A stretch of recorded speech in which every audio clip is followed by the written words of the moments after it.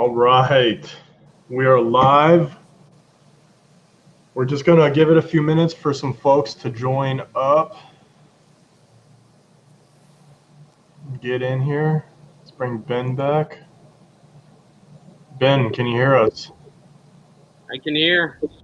All right. But I can't hear.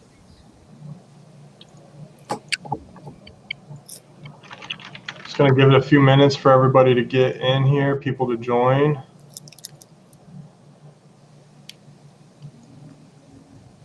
Give it a few minutes for everybody to get in here.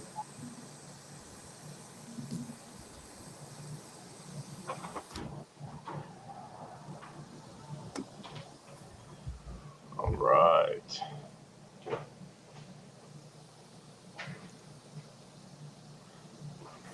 Ben, your sunglasses are creepy, man. Creep you out? What are we playing, poker? Still sunny here. We're in the mountain time. All right, guys, so we're going to get started. It looks like people are trying to take votes on what it is that I'm smoking right now.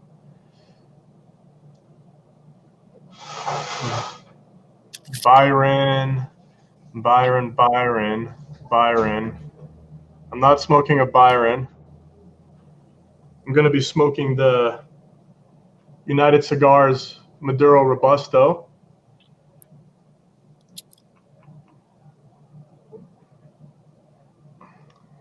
Gonna give it a few more minutes here while I get lit up. Ben, what are you gonna smoke?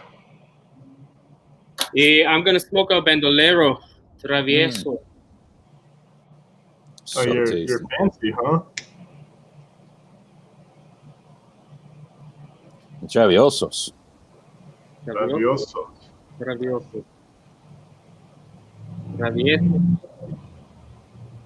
So you're going with little Peruvian. What I'm going with. Well, it's a little Peruvian. I mean, just a little Peruvian. It's mostly the Nelson's Undisclosed and Ecuadorian wrapper. Who we got here? We have Jelly is here. Cappuccino. We have JJ. Adrian, also known by, I can't even say. Jake, Kevin.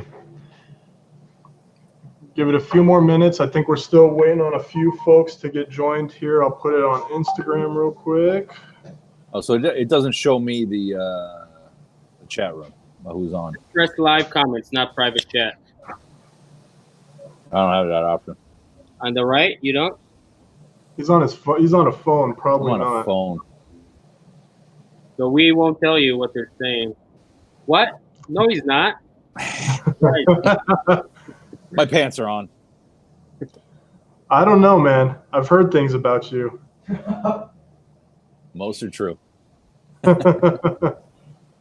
Let's see here. Where is this? Gonna get going in a minute. Everyone's lit up. I can't see. All right, well, we're gonna get started. So basically what we're gonna be doing today is a informal cut and light situation like you would have in a lounge. I know a lot of us are locked inside. A lot of us are stuck in our garages or on our back patios in Ben's cases. So what we wanted to do was bring some of the cigar world to you, to our little virtual lounge here. And we have Oliver, who is the National Director of Sales for United Cigars, right, Oliver? Or is it just Director of Sales? We're being a small company that we are. I guess if there were a title, it would be like a COO. You'd oversee sales, marketing, production. So on the latest card that I just made, it just says production, sales, marketing. Oh, so you do more than that. Call me what you want. Yeah, I spent a good week in the Dominican just before all this went down, and I was able to get a flight back. Obviously, I mean, things at that time hadn't completely shut down. There were a few cases that were popping up in Santiago, but the madness hadn't started. So I was down there for 10 days. We went down to a couple of the fields that we're testing out, and and then overseeing the production in the factories. I love going down there and getting everything together. Yeah. Take us with you. Yeah. Seriously though. Come on down. What we're gonna do, I think we're gonna ask you a few questions. We're gonna wait till just a few more minutes here till we see if we can get a few more people joined in, and then we'll ask you a few questions about United Cigars and more specifically what you do, and then I think we're gonna open it up to whoever's in the chat room to just ask questions and chit chat, and we'll see where it goes from there.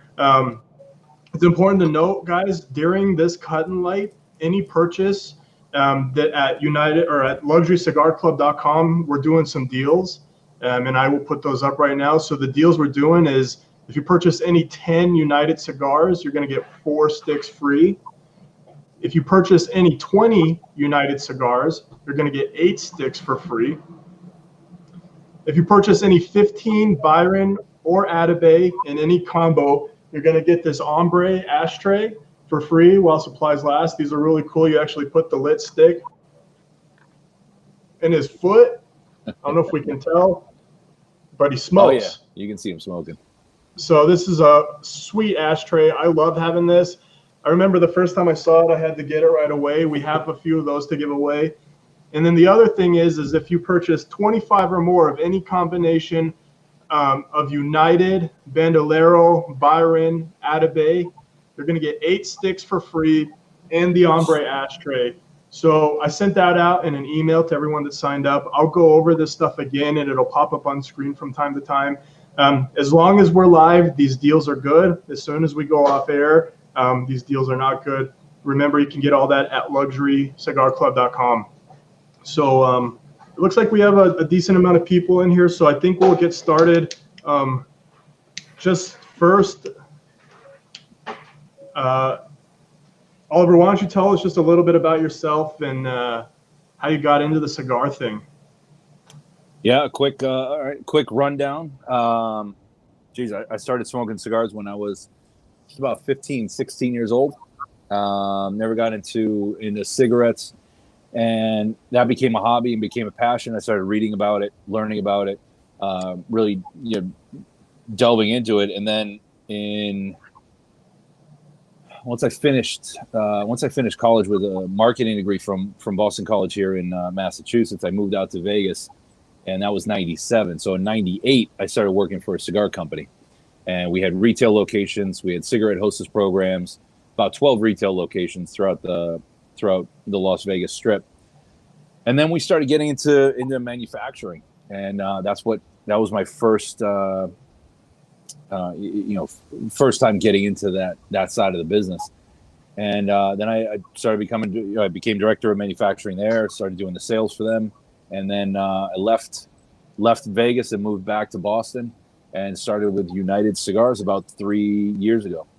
So cigars have been in my system for a long time. It's been a passion, and I've been in the industry for some time. And I've seen so many different changes, but absolutely love it. Awesome, man. So I've always told people, when we're talking about all this legislation that's happening with cigar buying and how they're tying it with vape a lot, you know what I mean?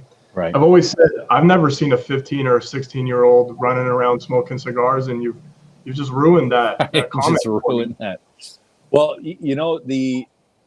so with cigars, the influence doesn't come from peer pressure, right? Where vape, cigarettes, chewing tobacco, that comes because you have peer pressure from friends. I started working at a restaurant in my hometown when I was 16 years old. I was a dishwasher. When everybody was done, the cooks, the preps, the wait staff, they'd go on the loading dock and they'd start smoking cigarettes. So as a 16-year-old, they were offering me cigarettes and beer just to hang out. So I could see that peer pressure with that. Nobody ever said, "Hey, do you want a cigar?" So cigars are completely separate.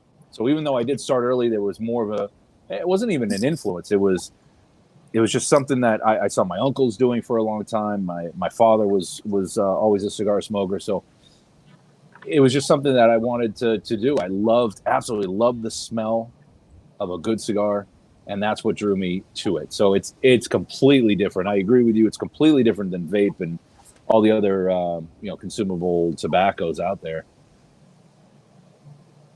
Yeah, absolutely. No, it really is. I mean, I just think back to high school. I never had any friends smoking cigars in the bushes. They're all smoking cigarettes or something else. No, it takes too long, and it's expensive. It is expensive, and it does take too long. Cigarettes you can hide, chewing tobacco you can hide, vape you can definitely hide. There are kids smoking it in class. Yeah. So I think it's one of those things you try to get away with when you're young. You want to sample things, even booze. They're starting younger. Marijuana, they're starting younger. So it's just I think cigars are meant to. They've always been meant to smoke, enjoy, and relax. There's no rush. So it's definitely not for a teenage kid. Absolutely. Okay. So with United Cigars, why don't you just go on briefly? I think the guys that are in our club, guys and gals, I should say, understand pretty well what United Cigars does, what brands they have. I know most people associate Byron, Atabey, Bandolero really closely with United Cigars. I've answered the question a few times, but it might be cool for you to just go through exactly the relationship between Selected Tobacco and United Cigars, and what United Cigars does in-house and what Selected does, and things like that. Yeah. So United Cigars, we manufacture and we distribute. So you have the brands that you were talking about before, the Atabey, Byron, Bandolero. Those are 3 cigars that we distribute. We do that for Selected Tobacco. That was a partnership with United Cigars and Selected Tobacco back in 2010. Selected Tobacco had already started selling in the market, mostly in California. Then they had a broker a distributor in Texas for a while, and then United Cigars took it on. United Selected Tobacco is made by Nelson Alfonso, who does a lot of the packaging and design work for the Cuban brands, and he just wanted to start his own line. His family's been in tobacco for over 200 years. There was a little gap there when the family lost the business in the early 1900s, but he picked it back up, and so we distribute those lines. On the United side, we manufacture the United Firecracker, our Plus 90 lines.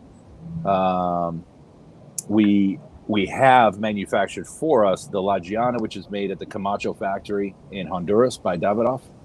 And then we have the Garofalo, which is made by Perdomo in Nicaragua. So we have a portfolio that's about 15 strong, even more, with some of the brands that were on the market that we're just redeveloping now. With everything going on with the FDA, so they meet predicate dates. So we have a few more blends coming up the pipeline. Awesome. What am I doing here? Ben, you're the face. I'm here for people to ask in the chat, who is this guy at the bottom? Who is this sexy guy with a deep V? I don't know where my shallow V today, but I decided not to. So what would you say out of your entire line, what would be your personal favorite, just as a day-to-day smoke? I know we sent the United out, and from the feedback that we got, it was absolutely phenomenal. People do like it. And so I'm just curious, when you smoke. Yeah, for favorite smoke for a day-to-day, for just to be cost-effective too, right, is would be the United, both the natural and Maduro. There's just something about that blend that it burns right. It sits well on the palate. There's nothing overpowering. So there's so many, there's a woody leatheriness to it, but a little sweetness on the Maduro, which has a Mexican San Andreas wrapper. So that's a great everyday smoke. Then my other go-to is the Jose Dominguez Maduro Fino. That's just a short, in fact, it's a 5.5 by 44. That's what I have for my next smoke here. But That's just a great, a nice little powerhouse. Great price point too. So those are my two go-tos. What is I really like.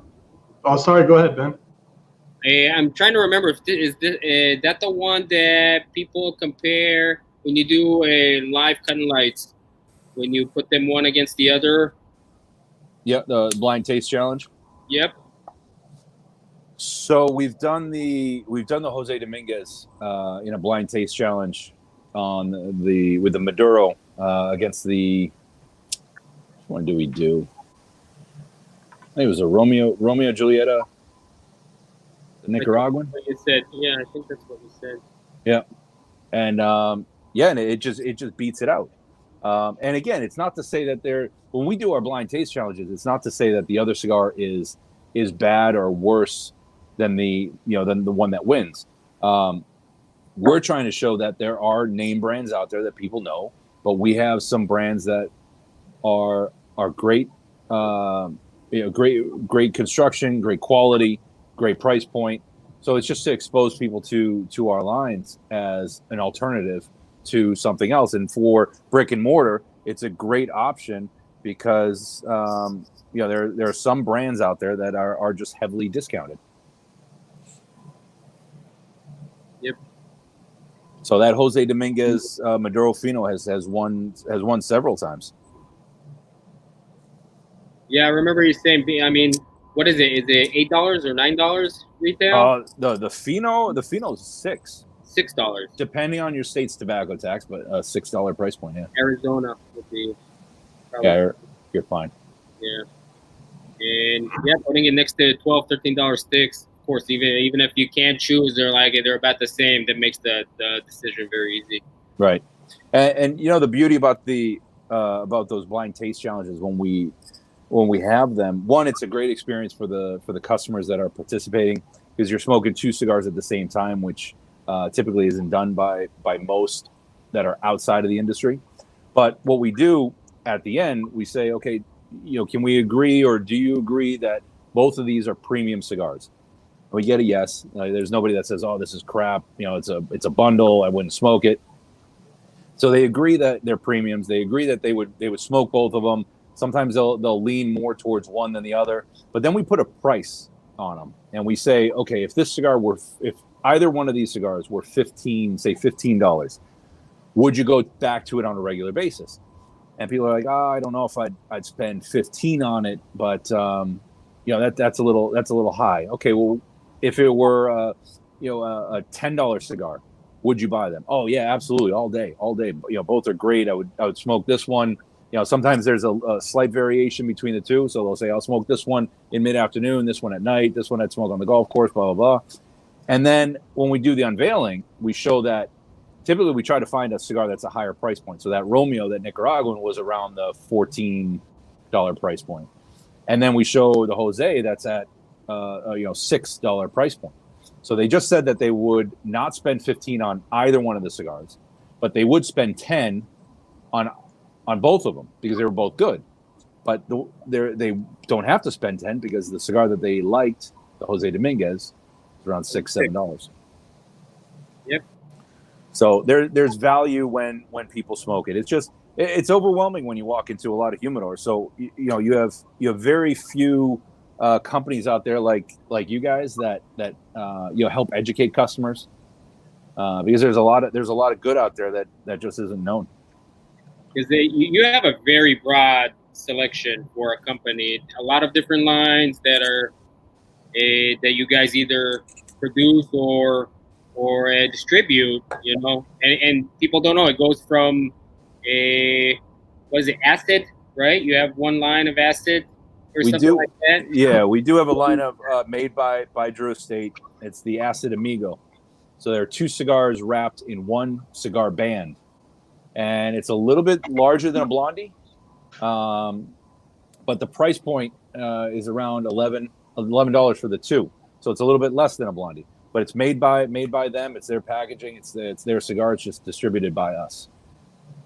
Okay, and then it goes through. And then it goes through. We have the Classic, which is a phenomenal bundle cigar. and then it goes all the way up to Atabey. So that was one of the hurdles I had to overcome when I first started with United about 3.5, 4 years ago. Was the portfolio was so vast, from that asset all the way up to Atabey, that as I was trying to promote them online through social media, I found that by the time I got to the last cigar, people were forgetting about the first one. So I said, you know what I'm going to do, because we have a portfolio that's completely unknown, I'm going to start with our top end Atabey and then focus on that. I'll promote that mostly. And then once that starts to gain traction, then I can start focusing on some of the other lines.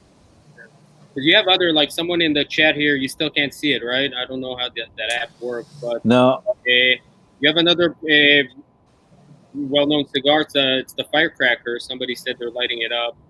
Oh, very nice. And that has some variations to it too, right? Yeah. So the Firecracker is an interesting blend. I mean, with the name United Cigars, we try to unite other manufacturers and work together with them. And the Firecrackers are regular production. That actually, if it has the blue band on it and it just says Firecracker, that is made year-round. That's our production, made out of the Magia Cubana factory in Gurabo, Dominican Republic. And every year there's a limited release that comes out. That limited release is made with another manufacturer. So we try to unite the manufacturers together. So this year we have a limited release Perdomo Firecracker coming out. And last year we had the Christoph Firecracker. Year before that we had the Micarita Firecracker. We've worked with La Flor Dominicana. We've worked with Romacraft, Fratello. So there are multiple variations of the Firecracker. Well, only available through United. In fact, I saw a Romacraft Firecracker posted today, but that is that's an exclusive through United. I actually didn't know that Roma did a Firecracker. That's very, very interesting. No, I love it. I like what you guys are doing. When we first came across United Cigars in general, I think it honestly, Ben, was it Bandolero that we first were attracted to? I can't remember that far back. I should be able to remember that far back. It was Bandolero. What was that? Bandolero is definitely one of the first one. It's a cigar that you pick up, and there are not too many of them in the world where they are good from head from foot to head. You light them up, they're phenomenal, and then they just change a little bit and improve throughout the smoke.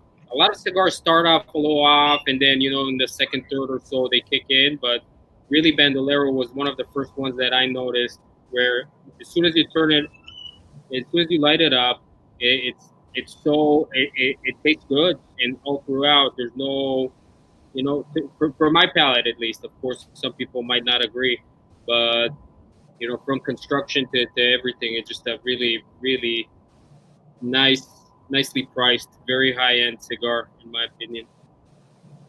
Yeah, so Bandolero, well, really on the selected tobacco side, on Bandolero, Byron, and Atabey, you have 3 cigars there that are aged for a minimum of 2 years before they even are packaged and sent to market. So the Bandolero, what you're experiencing is a minimum of 2 years of age, and not your typical age. So when most consumers, retailers, and manufacturers talk about age, it might be the age of the tobacco used inside the cigar. When a consumer says, "Oh, I have a box that I've aged for 3 years," that's sitting in their humidor at the 70 recommended humidity and temperature. What Nelson does with Byron, Atabey, and Bandolero is that he ages them in a room with 5 different cedars, and the cedar planks that he uses are from ceiling to floor, fully covered, 1-inch thick planks, because he'll sand down the cedar planks about once or twice a year to give it a fresh layer. And what he'll do with the cigars, they're rolled and then they're placed into this humidor, and then he'll bring humidity down to 40% and then back up to 70 and then back down to 40. And he does this over the course of those years that he's aging the cigar. And what that does is the cigars are actually purging any other impurities inside the cigar. And then they're breathing in, when they go back up to 70, they're breathing in all those additional flavor notes of the different cedars. And he uses Cuban cedar, Spanish, Mexican, Brazilian, and Lebanese. So you have so many different flavor notes, and if you experience that on on the Bandolero, there's flavor right away. It's not like a sweet, sugary sweet, but there's a smoothness, a creaminess with tons of flavor, but it's very clean on the palate. And that's that aging process that he does. That's what makes the cigar so clean on the palate. Absolutely. That's awesome. So, guys, while we finish up this little interview, if you guys want to start putting some questions that you might have for Oliver in the chat, we'll start getting those out to him soon so he can start answering any questions you might have.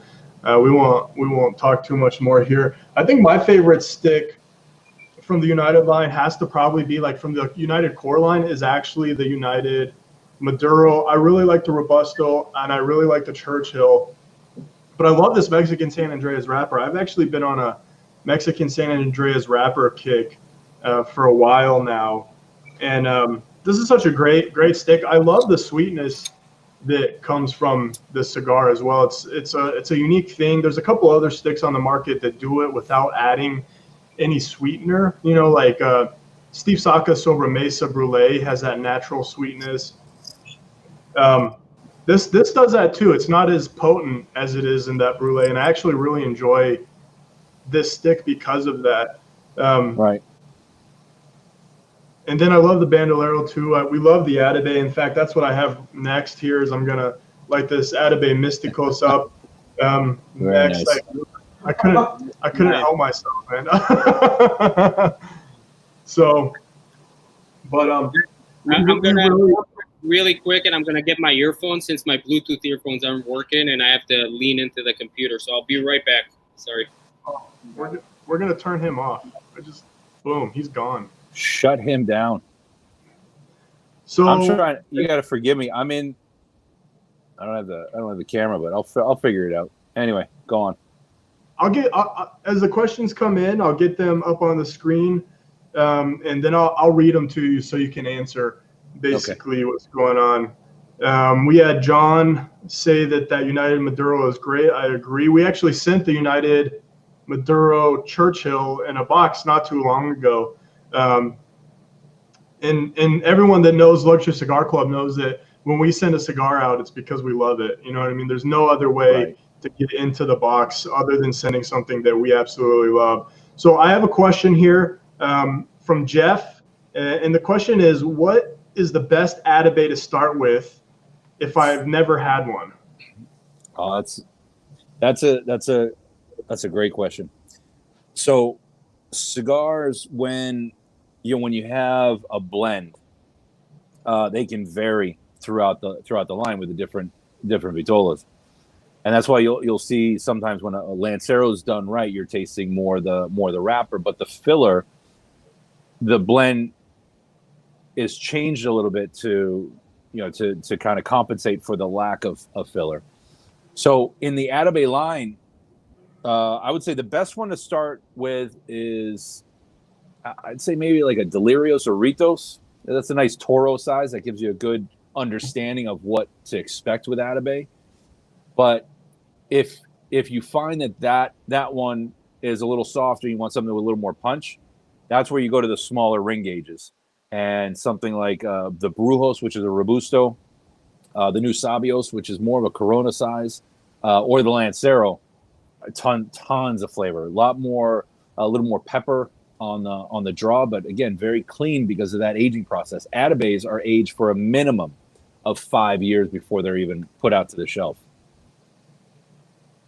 Yeah, so that age, I don't think people understand. Like I've had people comment on the price of the cigar before, and it's really important when you're aging something for that long, the amount of space that it takes, the amount of quality control that's required to store a handmade product like this and keep it perfect for that long is just it's so much. So it's nice to tell that piece of the story, and I think it truly comes out. So Jeff, if you have more questions about that, just keep answering. We'll get you up there. The next question comes from Jake. Does the core line, or should I say United Banded Cigars, plan on making some more expensive, long-aged premium line like Atabey Byron or Davidoff? On the United the core line with the United band, there's no plans right now to change that. We did have like an anniversary series that had a star on the end, on the head, and that was a wheel of 50 that was coming out. We sold through that, so that might be something that we'd come out with again. And that was not box press; that was a regular cigar. But the aging, and to touch on what you were talking about, Chris, the aging, when you look at wines or scotches, anytime you're spending that additional time to let the tobacco sit, there's an expense to it. The tobacco used inside of Atabey Byron and Bandolero is anywhere from 5 to 7 years old. Now that's also the case with some of the tobacco we use. Something like the firecracker. There's 20-year-old Nicaraguan inside. So you have some extreme age. The tobacco itself, when it sits, there's some expense to that. But really, when the cigars are rolled and then they're laid to rest, that's where the price definitely goes up. And like I said, that's like a Scotch or a whiskey. Let's take you look at a Macallan, a 12 to a 15 to a 20, 23, is it? Now, there's a difference in pricing because of that aging. Gotcha. That makes complete sense. I like this question. This is a great question right here. This is from Adrian. When's the United Luxury Cigar Club exclusive coming? When is the United? That's a great question. Yeah, that's something we need to work on. I'm kind of offended that we were never asked. I mean, I'm kind of offended that we were never offered. Well, we're in the infancy stage of our relationship, let's say. So that could be something we should put in the works. Definitely.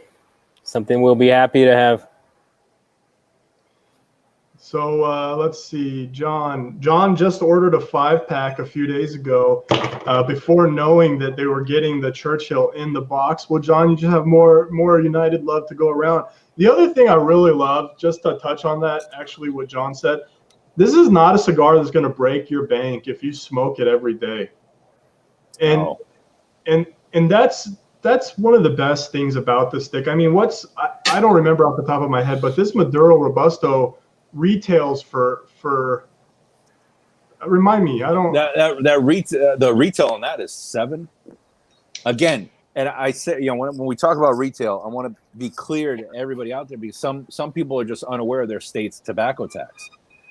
So when you're buying from your shop there, or because Arizona's tax is low, or when you're buying the LCC packs, you're avoiding that tobacco tax. But each state has a different tobacco tax. So if you do walk into a different brick and mortar and you see it higher than what that 5-pack was from LCC, then just know that it's not necessarily them raising the price. There is a tax. So there's an advantage to buying from from these guys directly.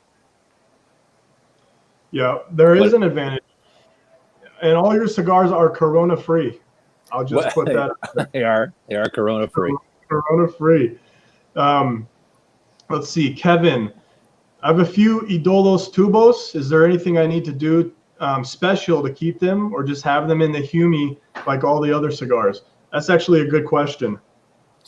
Yeah, so there are a couple schools of thought on the tube and cellophane. If you're buying singles, those are meant to be consumed. Atabey in particular, those are aged, ready to go. So if they're in the tube, it feels like there's a good seal on that tube, but humidity should transfer in, so they'll be fine in the tube.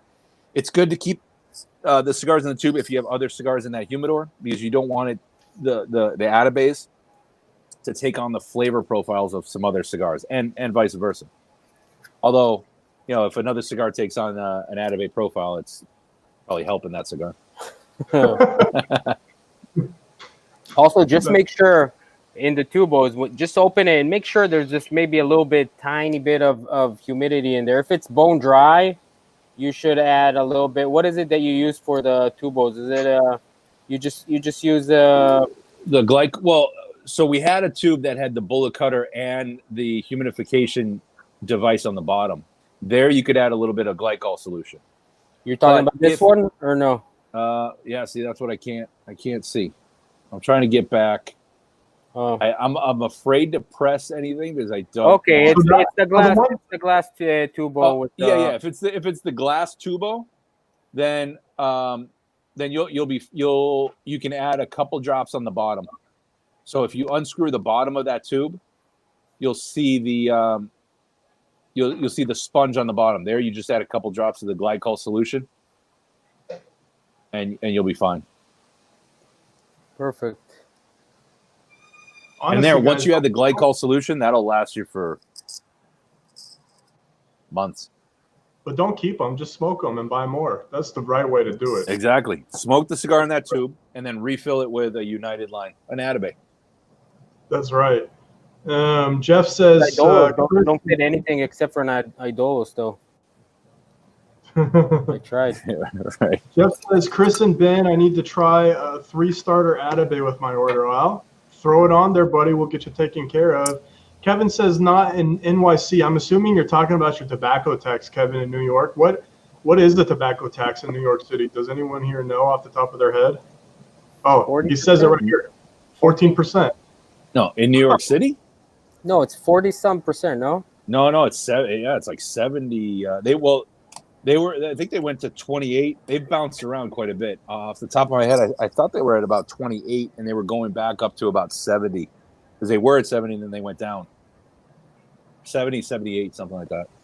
70 is crazy. Here in Arizona, we're 22 cents per cigar. Right. They just did a vote to raise it to 43%, which was lucky for us, turned down. 22 cents is actually affordable compared to the rest of the country. I think California's at like 63%, something crazy like that. So we're lucky here right now. We're one of the best places to buy cigars from, Arizona in general, just because of that. And Luxury Cigar Club in general. Especially. Since we sell below cost. Yeah, don't want to hear that. Let's see. Jake has a comment here. The Maduro really reminds me of the Padron 1000 series. Wow, that's nice. Kind of raw and rough, very toothy, almost like a manly, rugged, real cigar. Really Amen. Good from first to last. And that's why when you smoke it, you live united.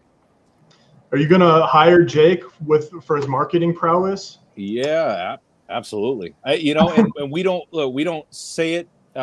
Usually when we do a blind taste challenge, we'll go. I don't even want to say go up against, but we'll do it with a brand that is more mass produced, let's say, as opposed to a boutique. We've done the United box press with a Padron. In fact, it's been done with a Padron anniversary, but they're a beautiful family. Still, even though they're massive and gigantic, I still kind of consider them boutique because it is family. So we don't do a lot of blind taste challenges against them, but the ones that we have done, to be honest, and I know there are Padron fans out there that will, probably burn everything that I own for saying it, but it's been smoked side by side, and the room completely split. So we're very proud of the United line because again, the burn, the construction, it's a box press, so you have a little bit the draw is a little bit looser, but that's what you get on the Padron as well. So it's very comparable. Okay, I love it. All right, are you ready for a heavy hitter from? Excuse me, got the corona. Ready for a heavy hit question from Adrian. I like this question. Well, I don't know if I can get the corona through the internet, but I'm gonna put this on. Go ahead. You're not supposed to hoard those, man. You're supposed to donate those to I only got one. This is I'm down. Give it to the hospital. Workshop. Right. Give it to the hospital. They don't want this thing. All right. Here's a good question. Let's clear up the Atabey Cuban rumor. Why? What rumor? I don't know of any rumors. So I don't know. To clarify it, there's I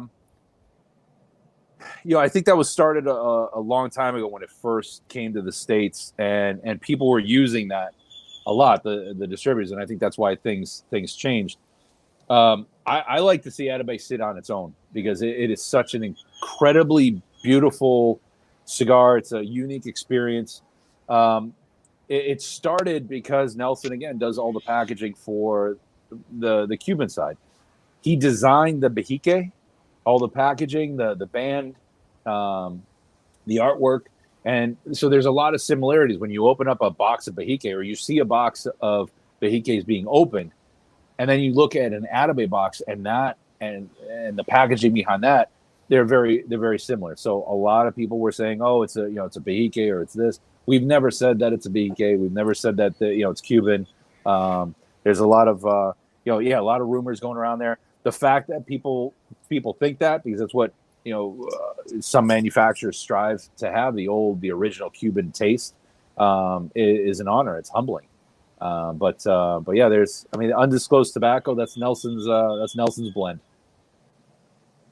So nobody knows. It might be that nobody knows.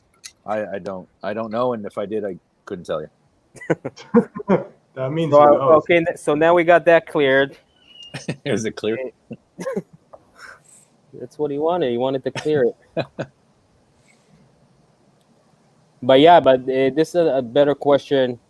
Not a better question because that was the perfect question. But Adrian also asks the best RH. So of course, some people like their cigars kept drier, or or they smoke perfectly at a certain relative humidity. What would you say? Well, he's asking about United, but let's broaden it up a little bit. That's to me that's all preference. Because some people like a cigar that's a little drier, like back to Padron and the United core line. That box press, sometimes it can get, it's airy, so it can dry out a little bit faster. So on the United lines, I would say keep that a little bit higher, maybe like a 72, 73. Again, only because on all box press cigars, and that might be the genius behind Padron too, is they use less tobacco. When you box press a cigar, if it's overfilled, it will be plugged. So all box press are underfilled, then they're box pressed. So they are a little airier on the draw.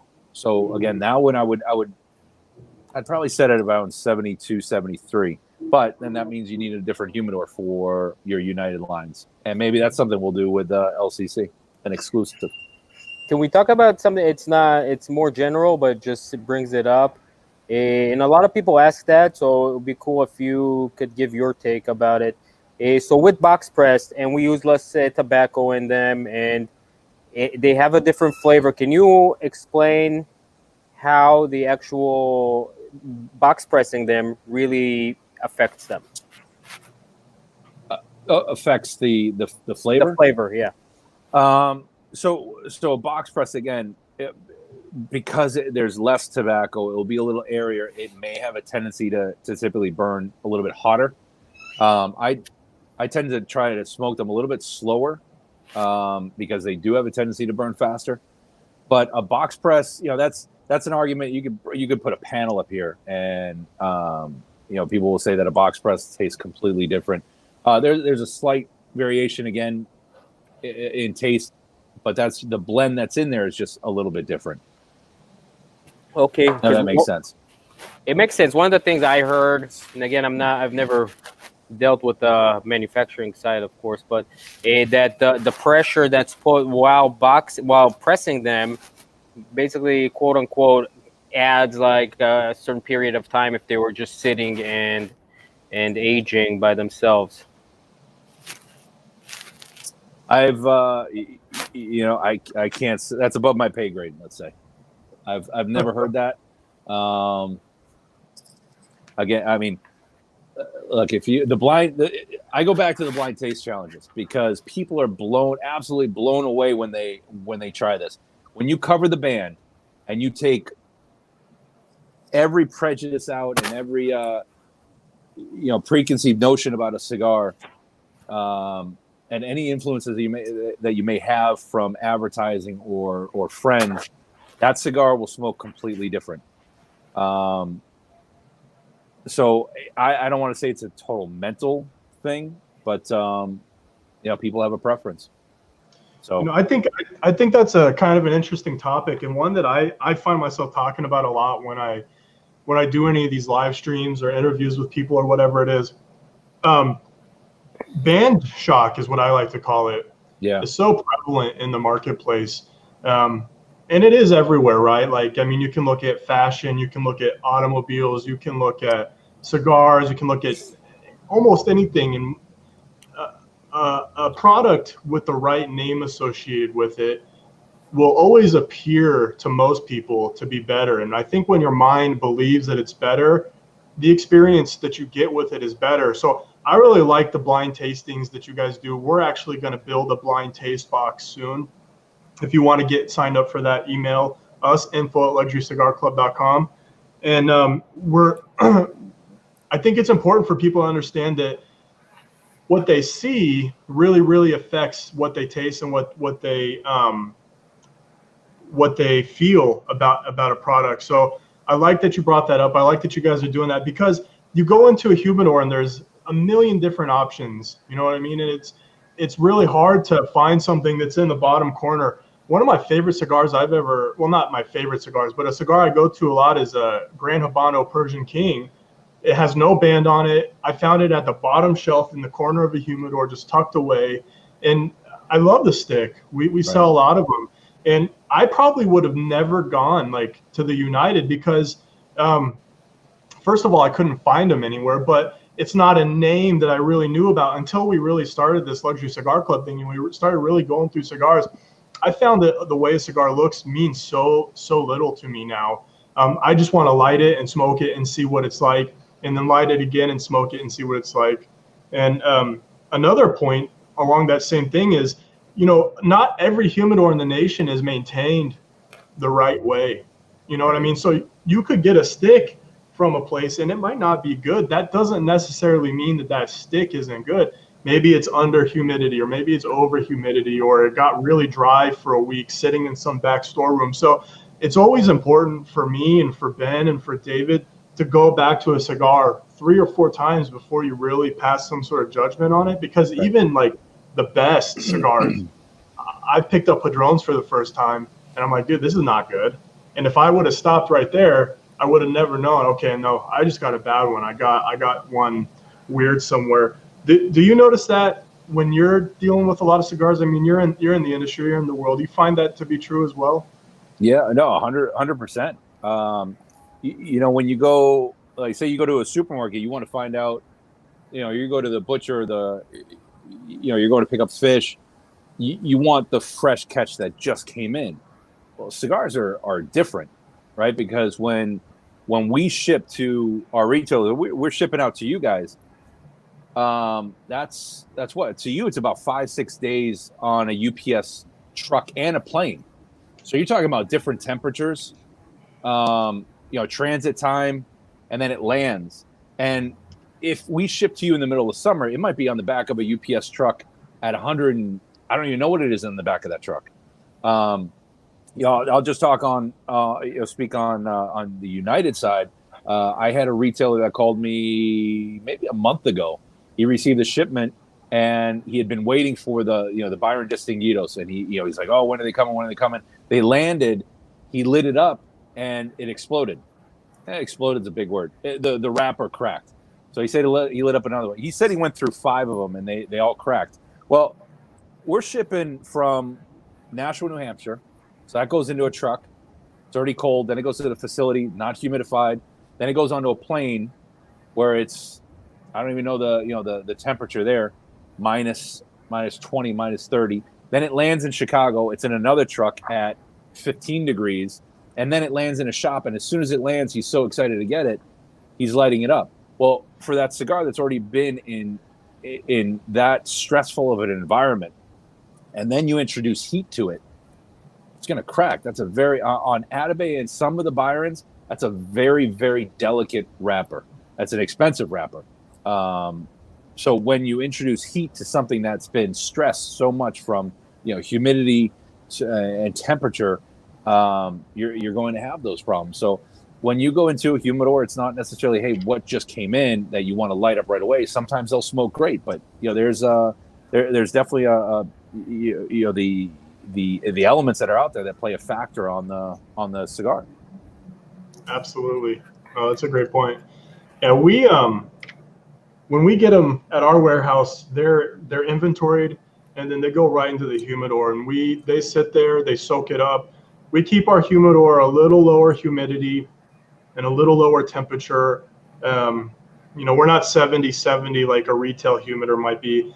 As soon as they go into a bag, they're at 72%, and we find that this cool little tool came out, and some people have been testing the sticks that have come in, and our sticks are coming in at between 65 and 70% all the time. So I want to act like we knew what we were doing, but I think we just got real lucky that our process delivers a really good product. But most of these companies, and especially us, those of you that have dealt with us, if you have a stick that's damaged during shipping or something like that, we always take care of it. We understand they're a hand-rolled product, and stuff happens. So I got a couple more questions, Oliver. One of them is, what kind of bird is it in the background that you have going on there? I don't have a bird. One of you guys have a bird. Someone's hearing bird noises somewhere. Is that you? Yeah. It's a pigeon. Ben, you got a bird? I have pigeons. No, I don't know what it is. I do have pigeons though out here. No, I'm on the East Coast, so any bird that's here is either in the oven, in my belly, or asleep.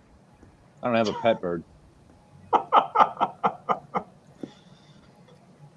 Yeah, but the bird's gone now. Bird's gone now. So Ben's the bird keeper. Yeah, that's why I have a BB gun. No, I didn't say that. That's terrible. Terrible. Let's see. Brandon said that it's a common problem here in Michigan. Brandon, I'm assuming he's talking about the storage of cigars, things like that. The cracking, sure. I think it's a problem everywhere in the country. Once you get cigars, you do want to let them rest for just to get them equalized a little bit, because cracking and all that stuff, it just, the stress you're talking about is mostly just differences of humidity inside the cigar as well. You just let them sit for a little bit and let them, it's not to make them taste better or anything like that. A lot of people are like, I'll let it rest so it's a better smoke. You just don't want them to get damaged. I don't think it has any effect on the taste really, if you smoke it immediately or wait a little bit. Right. Yeah, you have to give it some time. Give it some time. Yep. Give it some time. Some people don't understand that the way that they store their cigars is one of the reasons they're cracking. You know what I mean? I remember when I first started smoking cigars, I had like the little ghetto Amazon humidor that cost me $12, and it came full of cigars and blah blah blah. And it's like, I was wondering why all my cigars suck so hard. Well, it's probably my fault mostly, but that's funny. Yes. So, let's see if we got any other questions. No other questions yet. So as you guys have more questions, go ahead and pop them up. We'll probably be on another 30 minutes or so. So anything you guys want to ask the Oliver from United Cigars, now's the time to ask. I think anything's on the table almost. We'll see. Well, I'd rather not have any more questions. Just go and buy. Just go shop. Buy. Go shop. I have a question for you, Oliver. I like asking this question. With what we do, like Ben and I and David, we deal with so many manufacturers and sales reps and stuff like that. And everyone always, you always ask, hey, what's your favorite cigar? What cigar do you really like? And everybody answers the brand that they sell or that they work for. And I totally understand that. I think most of the time you're working for the company you're working for because you love it, you believe in it, especially in this industry. What's your favorite stick that isn't sold by United? I said it before. I smoke, and really it's relationships. I smoke the Patina by Mo. Patina cigar is just a great stick. that I tend to go back to. And again, Which one specifically? Which one's specifically? I like the Ecuadorian wrapper that he has. It was really just a Robusto size. I don't know if he calls it something different. So we just sent a patina. We sent the bronze. It's what is it? Habano. Yeah, the Habano wrapper. Yep. Yeah. But it's an Ecuadorian Habano wrapper, right? Correct. Yeah. Yeah. So that's the one I like. That was you guys had this in the last pack, right? Yep. Yeah. It's a phenomenal stick, and I talked to Mo quite a bit, and because he's a one-man show as well. So, if guys out there and the women out there that are smoking cigars, you want to help, the small companies and watch them grow and say that, hey, I smoked that at the beginning. Patina is one of them, and so is United, by the way. Yep. Now, this is a question that I like to ask people. Not everyone answers. I understand if you don't answer, but what's your least favorite cigar you've ever smoked? Wow. Damn. That I've ever smoked? Yeah, ever. I'm going to make it a little bit easier for you so you can go 40 years back or however many years back. And yeah, I mean, wow. Yeah, there have been some bad. I hate to say it, but because everyone's palate's different. But there was a Filipino cigar, the Fighting Cock. I had a hard time with that one. We just need something for Jake next time he wins an award. We need something to send. Try that one. I'm afraid to Google it. Filipino cock. Yeah, Filipino Fighting Cock. Yeah, and it was pretty popular. It was out there. It was talked about. It was smoked. I know we sold a lot of them. I just couldn't. I couldn't get behind it. Yeah, that's the name has a lot to do with it too, right? Like that's a hard name to swallow. Yeah. Okay, Ben, I'm gonna ask you, what's your favorite cigar that you've ever smoked? That I've ever smoked? Yep. Or that I constantly go back to? I would say, I mean, it's no surprise probably to 50% of the people that's here in the chat that selected tobaccos have some of the best cigars for my palate. So Atabes, actually maybe my favorite Atabe would be the Hechizo. I don't know why. I mean, they're all great, and I'm gonna smoke this one afterwards. You can't see it, but I have a Nidolos here. Yeah, when I'm done with this, love that size. It's phenomenal. But the Hechizo has something, I don't know. It's probably, I mean, it's probably wrapper to filler ratio, something like that. That hits my palate perfectly. And Byron, I would say, be honest, I don't remember what century it is. What's the one, the yellow box? That's the 20th century. 20th century. Those are the 4 años, right? 4-year. Well, no, there's in the 20th century, you have the habanero, which is a 5-year. You have the Mesolonges, which is the one that was just released 2 years ago. That's a 3-year. The 4-year would be the Venecianos, the Torpedo. No. So what's the one? What's the yellow box? The 20th. They're on in the yellow boxes. No. What is it called, Chris? Can you? That's the 20th century. With an L, I think. With an Londinese. Longines. That's a 5. Yeah. That's a 5 años. That's a 5-year. The Londineses. Yeah. Okay. And that's the 20th century. That's the 20th century. Yes. In stock and available at cigarclub.com. It's a good elevator pitch. Got it done. That was a terrible. Byron's an interesting line, and that's the one I've been focusing on, and I wanted to really get into the hands of a lot of cigar smokers because it's such a unique line.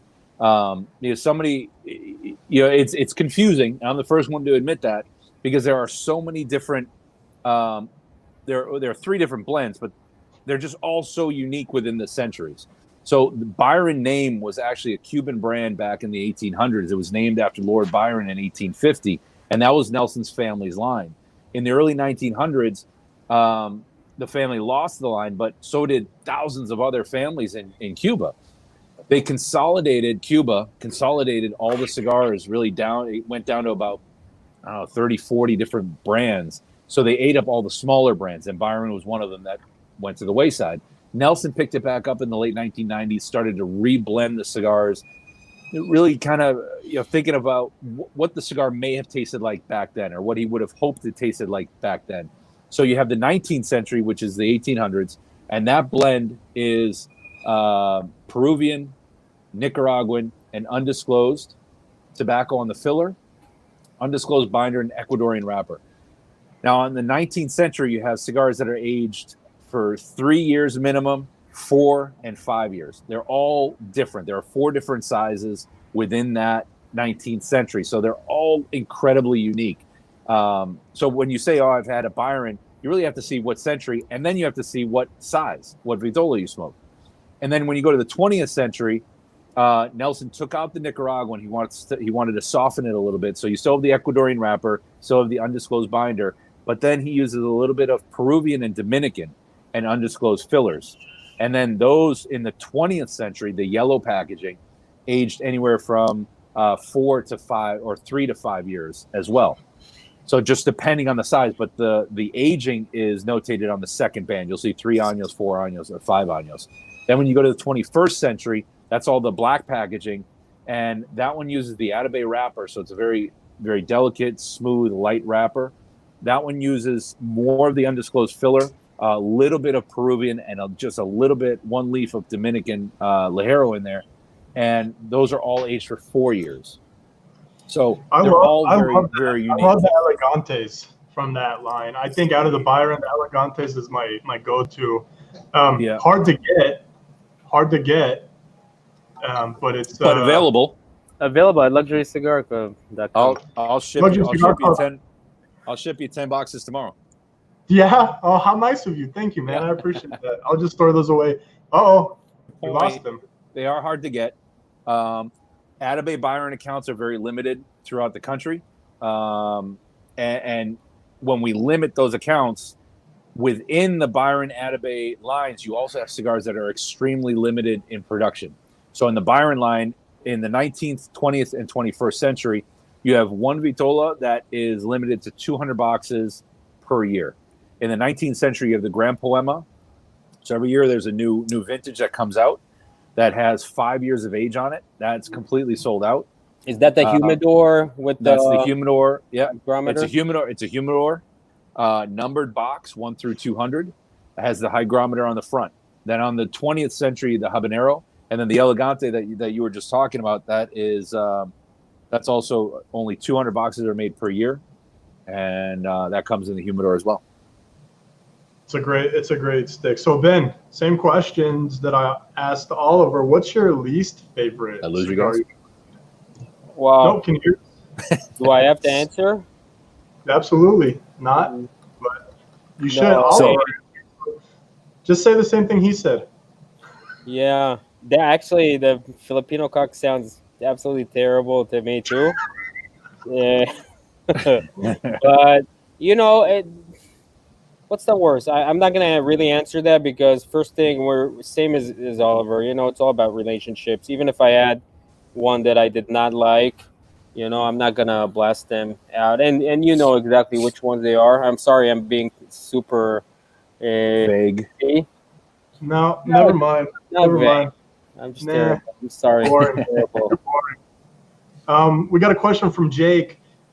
Do you know if Selected Tobacco has any new lines or releases? A lot of that Elegantes. To me, it's a brilliant cigar.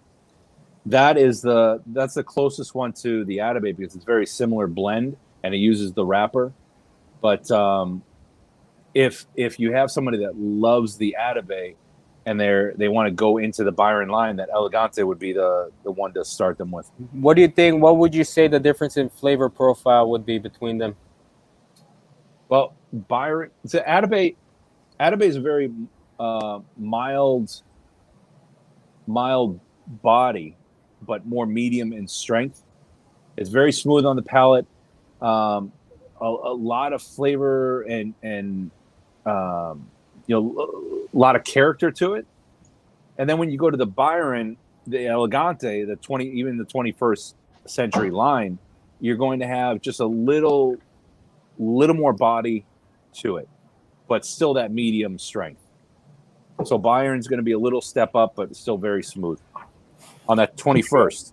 Once you get into once you start smoking the Londinese, like you were talking about earlier, Ben, or you get into the 19th century with the Nicaraguan tobacco inside, that's going to give you a little more spice. Yep. Can you guys hear me? And I try to keep my flavor descriptions down to the basics, like spice or even leathery, because everyone tastes something different.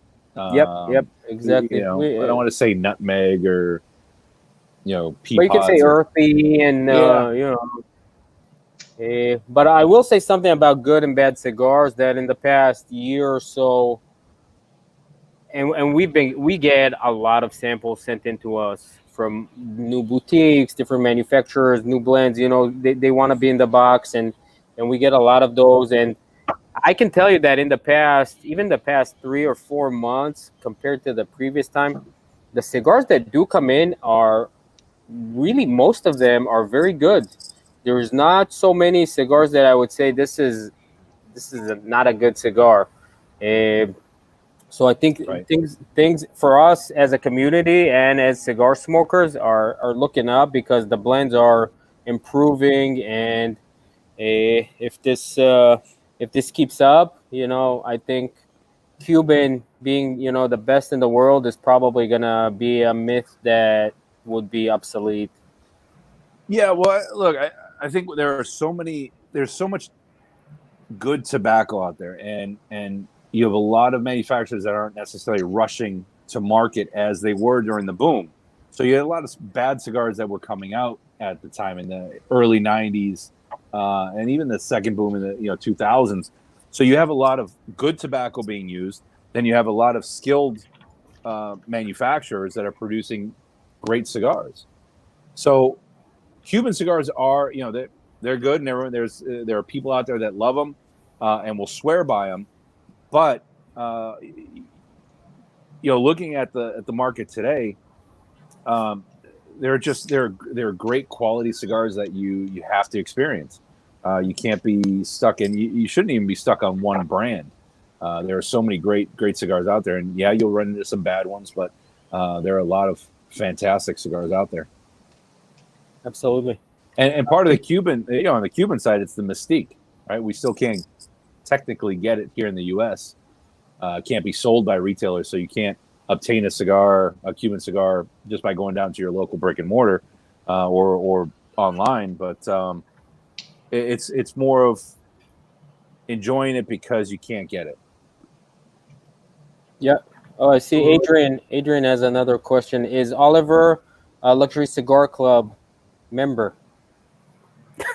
That's a great question. Am I a member? Well, are you paying? I don't think I signed up for it. Well, I guess that's a no. We'll take care of that. Huh. I'll have to take care of that. So, great question, Adrian. Can you guys hear me? Yep. Okay. Another question from Jake. Do you know you might need to get your BB gun and take care of that bird? You hear it? I did. It just squawked again. That's not here. Does Selected Tobacco have any new lines? Lose Chris? Coming? Am I losing you guys? Yeah, Chris went somewhere. Here he is. Can you guys hear me? Yep. Yeah, now I can hear you. Okay. Jake has a question. Do you know if Selected Tobacco has any new lines or releases coming? So, great question. In the last couple of years, we've released a few different Vitolas. The Byron, we've released a couple different. And Atabey, we just released two new Vitolas this year. last year, 2019, the Idolos, which Ben, you said you had with you, and Yep. then the Sabios, which I think may have been in the pack in the past. The Idolos was in the pack, The Idolos not in was the not in the tubes, but we right. sent them out to all our members. I think most members that are here in the chat room must have got them, right? I think so. If you didn't get one, let me know. So Yeah, definitely get on those new ones. But this year we may, we're looking at a repackaging on Bandolero. If Nelson has it ready, there are some cigars in his lineup that will be released, but nothing that's really spoken about yet. Okay. Oh, that's exciting. He's planning new lines. I'm in. Yeah, new lines and some new Vitolas. Miguel has a question. When can we see a Bandolero firecracker? That's actually, I would love to see that too. So that's been discussed.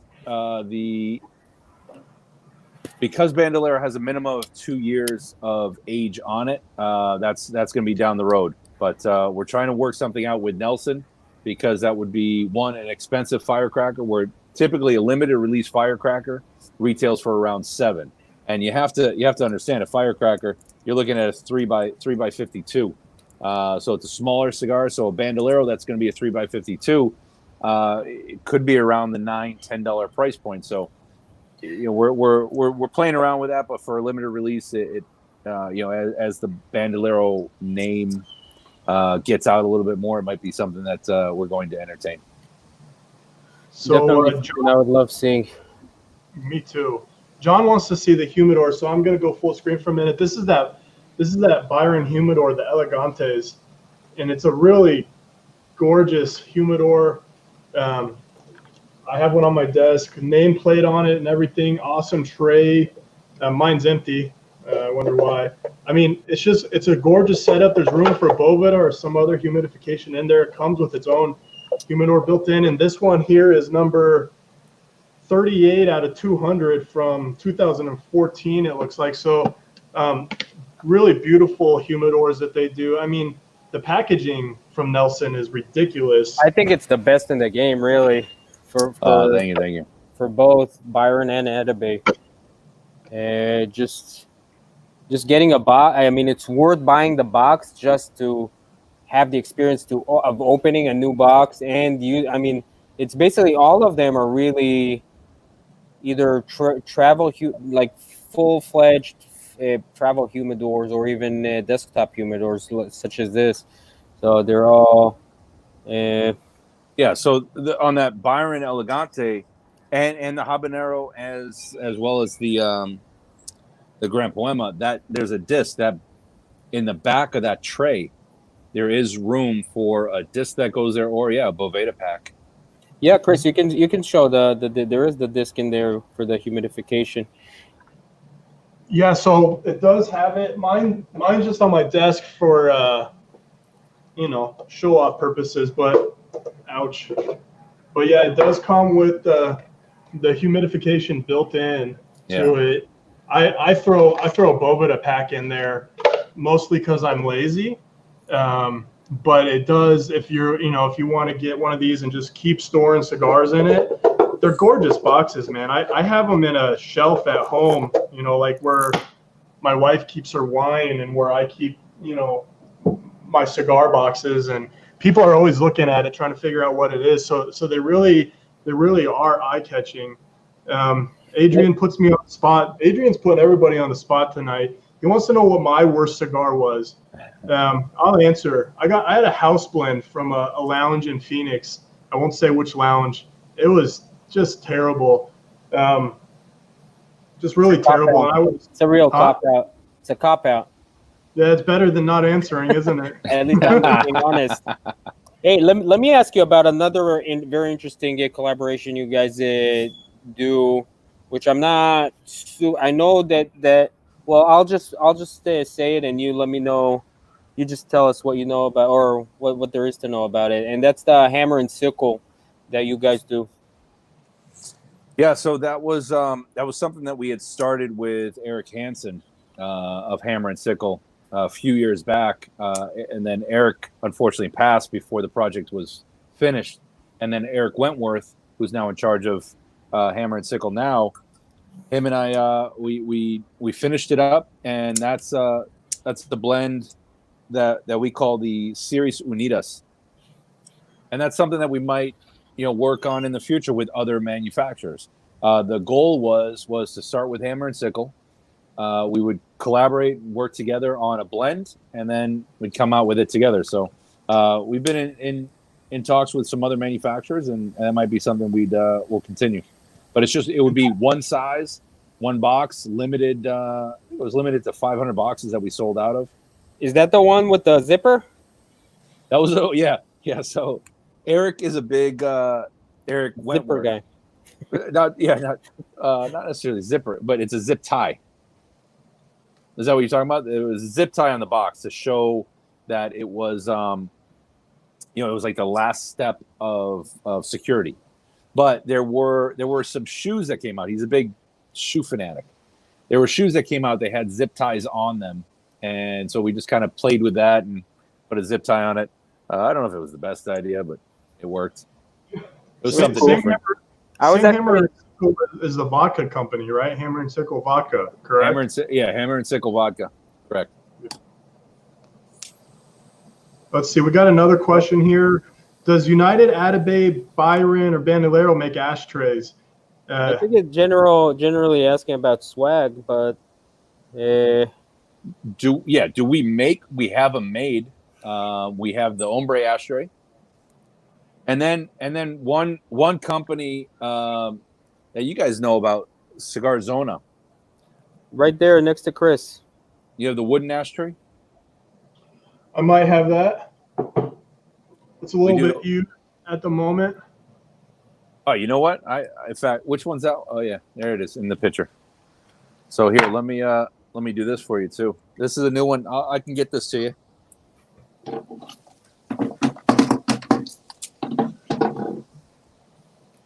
Oh, that's sweet. We need some for pictures. You know what? With these just came in, but I love the camo. It was something unique, something different. I put more stirrups on there. So yours, I think the one you just showed had 4. This one's got 4 big ones. 6, 8. Yeah, this one might have 8 stirrups on it. But that's the new United camo ashtray. And what the beauty about this is these ashtrays they're wooden ashtrays, so it's got a good weight to it for the for the backyard or for your home. And great construction, laser etched. There used to be a couple camo ones. There used to be Atabey lighter cutter combo, right? I don't know if you did like a short run of it. Yeah, so that was 4 years ago. I think we did a lighter cutter combo. We've done some ashtrays in the past, and hopefully we can do some more in the future. We really don't. We're trying to get more into the swag game the best we can, and ashtrays are part of it. Yeah, I think the ombre is really. If I had to think of one thing that I kind of put next to. If somebody asked me about Atabey or Byron swag, there will be that. That is like the grail of that, and of course your jacket. Oh, and the beautiful tracksuit. Let me say something. Another thing that I think is probably one of the best in the game is the United baseball cap, which I have one. The trucker hat, yeah. I mean that it's just beautiful. I mean, it's just it fits great. Well. It's a Richardson, yeah. So I don't have one. You don't need more. We'll have to change that. So for me, with a lot of the stuff that's out there, it seems like if one company does it, another company does it. And because I've been in the industry so long, I had drawers full of bad T-shirts. I had, boxes in the garage filled with ashtrays that look the same. It's just a different brand. So we wanted to do something a little bit different. So the ombre is completely different. Nobody has a smoking anything out there.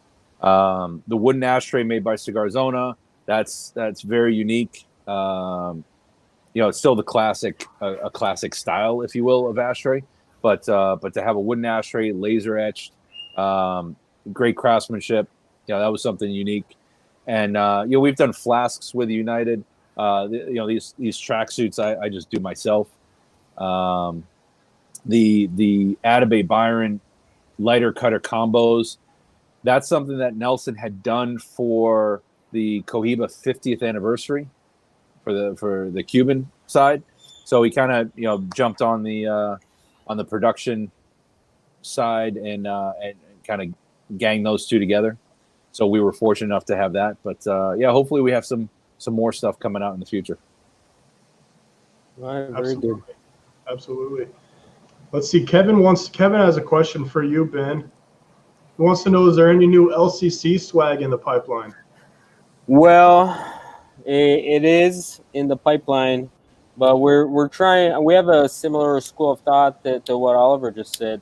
We don't want to make like another Cigar branded cutter, with our logo on it. We want to find, we put some hats because we like hats. I don't think we have too much. What else did we do, Chris? I'm trying to think what else we even made that was branded. Stickers, boxes. I got boxes. Boxes. We did the boxes. You can put whatever you want in them. Let us know. We'll send you one. LotusCigarClub.com. But yeah, for sure, we'll do some fun stuff. It's fun making them. We want to do something that's not, just what everybody else is doing, because it's just boring at this point. So maybe we'll talk to Cigarzona. Yeah, definitely. I think that would be a good partnership. But also to understand, when you look at boutique lines and smaller companies that are trying to do a little bit more to promote their brand, I mean, there's a cost involved. In fact, these ashtrays in particular are very expensive. They're handmade. But everything, when you're doing box sales, the larger companies can do this because they're buying on such a massive scale that when their cost is a little bit lower on their promotional items. And even for you guys, you must experience this. Just the quality of cigars that you're giving, the information that you're giving, the packaging that you're supplying, and all of this, you're absorbing. I already know. I'm just looking at it. You're absorbing a lot of the cost involved in that, and that's not being passed over to the customer. So you're not looking at your packaging, the information card that you produce. You're not saying, okay, this costs us $10, so we're going to mark it up and add $20 to the cost of the cigars already. When I see the packages you guys put out, the value in that is phenomenal. The glossy card, like that, there's a cost involved, but that's part of who you are, and you're branding yourselves by doing that. And we try to do the same with swag, but there's a cost involved. So we try to do the right thing. We try to do something that's going to be useful, fun, interesting, something that people want to keep and use, as opposed to something that's just going to get tossed to the side or end up at a garage sale somewhere. That's great that you're mentioning that, because actually, as part of our mission to be united a little bit, so we collaborate with a lot of people because we want people that we like. We want them to succeed, and we want to get the word out at least. So what we did, I don't remember what month it was, but a very talented guy, Iron Man Bullslinger, we collaborated. He made us some CNC. I'm assuming Chris went to get that. Otherwise, I don't know. But shout out to him. He did a fantastic job. He made some ashtray for us, some aluminum. I think they're aluminum. Chris, can you clear? No, you don't want to help me. Thanks, yeah. So he did some cigar rests for us, and he helped us absorb a lot of the costs so we can provide it to our members and help showcase his work as well, which is fantastic. And we try to do that when we can. and we partner with Boveda, so we had an opportunity to provide. It wasn't branded, but it was a, we send out butlers to make sure Boveda is out there with everybody, with all our members, and also our members get something fantastic. I was telling Nate Oliver about the Iron Bullslinger ashtrays. Such a great Oh. little, That was telling everyone. such a great little ashtray. I don't have one You have here. one? I don't. I have one. I can get one to show. I would like to actually do a shout I gotta out. go grab it. It's a great. I'll go it's a great- grab it. Pause me for a sec. It's a great ashtray. Let's see. We got a question from Atabay Lover. Oliver, what's the best box that Luxury Cigar Club has sent, in your opinion? Oh, that's a good question. Is that their name, Atabay Lover? That's their name on YouTube. Get out of here. Give them a free cigar. Yeah, free cigar on you. Yeah, sure. Yeah, absolutely. If that's their screen, wait. Let me ask you something. Is that their screen name just for this chat or in general? No, that's their YouTube screen name. Yeah, man, absolutely. We'll get some stuff out to you. Awesome. Hey, you got a friend now. That's awesome. The best pack, I'd have to say, look, it may not be everyone's memory of their first. May not be the longest, may not be the best, but the first is always the one you remember the most. All right. What was in the first? No, I'm just kidding. The first was the Atabay. You did the Atabay. Was it the Divinos? You don't even know. I don't even. Don't put me on the spot if you don't know.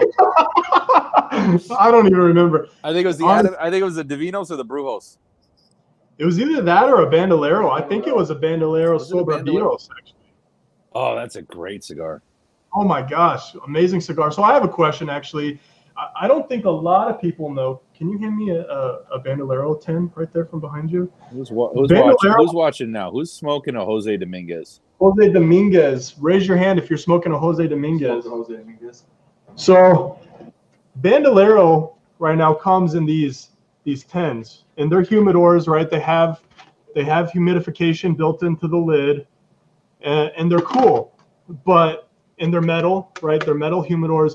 My question for you is this ever going to change to a box or a ceramic jar or something like that? Because I love these, but right, I don't keep them.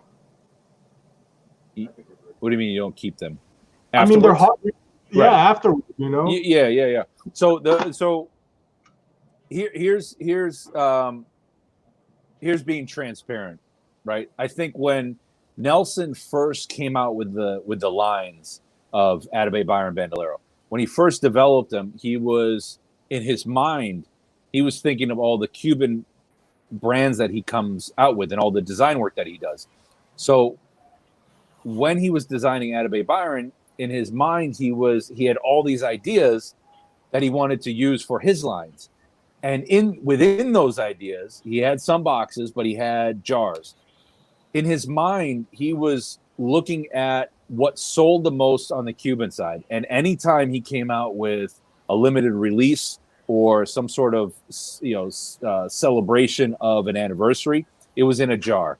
If it was in a jar, he sold 1,500 jars the next day.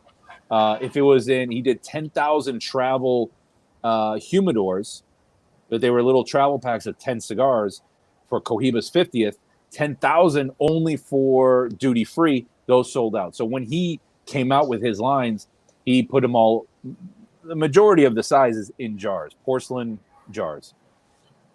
Bandolero was the same. He had those tins, but they're humidified tins. That top piece pops off, put a couple drops of glycol solution, and that's a humidor. The tube, same thing. There's a little piece on the bottom that twists off, and that's a humidified tube. A lot of that extra detail was lost. And also with the U.S. market, because they weren't, one, the brand wasn't known. Two, it was more of a premium line. So you're looking at, $600, $700, $800 sale for one jar as opposed to a box. It was a little confusing to the market because they had to go into the jar, or the jar was set up on a top shelf, and customers didn't want to necessarily take it down to look at the cigar. So it was, it kind of hindered the sales, but it also helped, I think, the brand, because a lot of people talk about the jars for Atabey and Byron.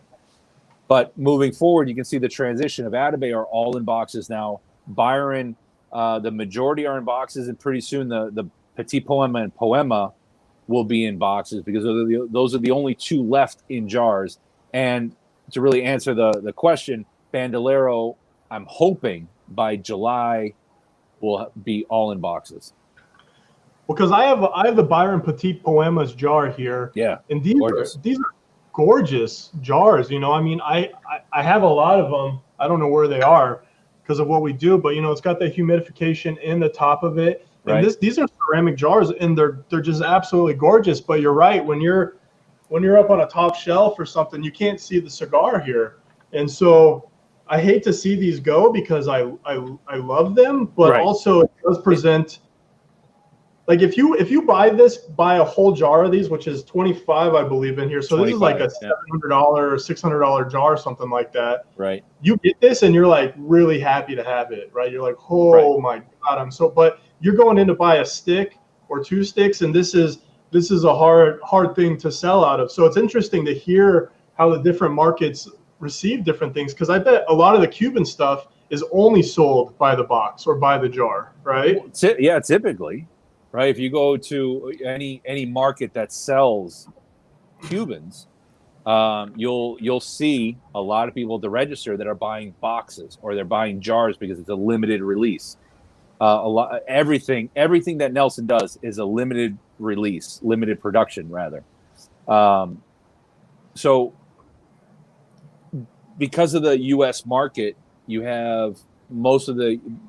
We do sell a lot of boxes, right, on the retail side, but the shelving, the humidors, typically you'll see shelves on an angle, so it doesn't work for jars.